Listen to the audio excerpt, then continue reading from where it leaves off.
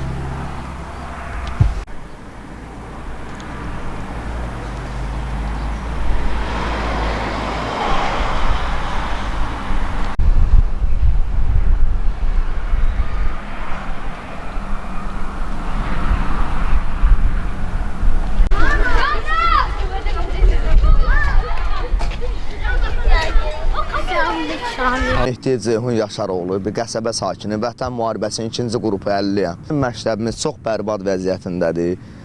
bir remonta ehtiyacı var. Tualeti, şəraiti çox acınacaqlı vəziyyətdədir. Yağış yağanda sinifdə oturmaq olmur. Uşaqlar xəstələnir. Dəfələrlə elə mənim evim 10-15 metrə məsafə ilə məktəblə birdə qalıram. Yəni çox vəziyyəti bərbad və həsarları yox, heyvanlar girir. Mən əminəm ki, cənab prezidentimiz bizim səsimizə səs verəcək.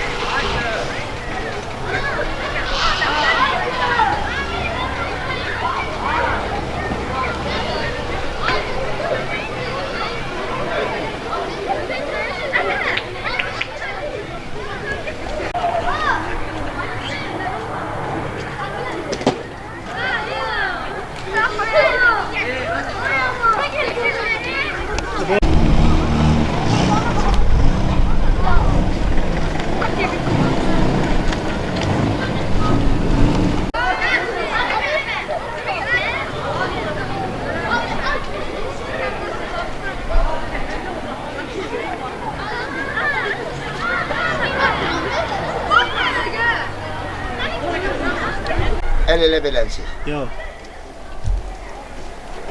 Eləmə.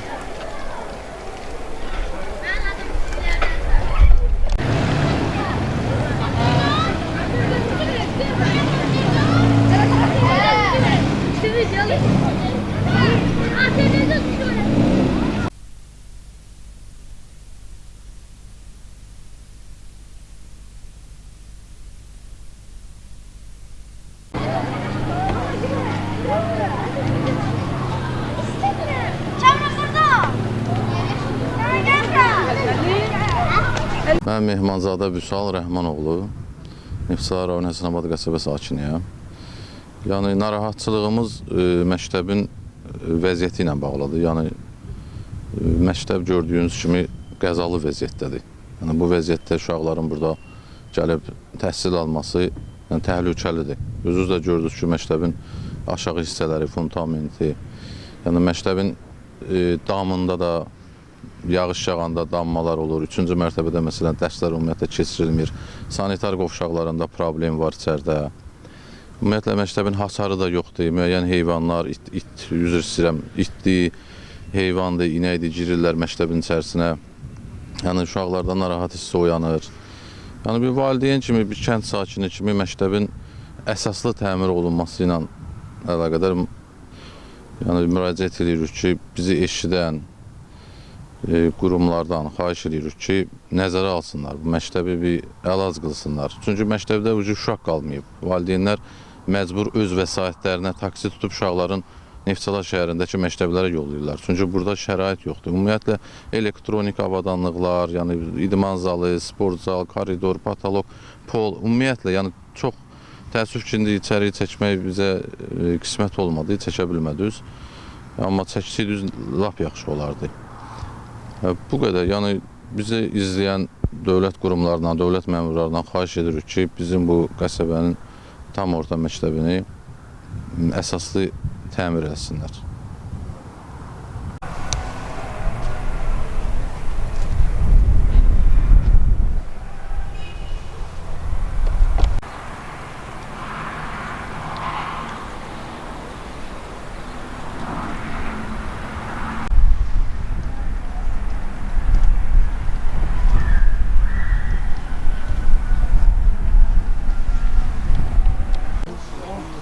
Təmir olmuyor, bu təmirində İsmail'in dövlədiyi gəldik mesela birinci de bu eğer seçki zaten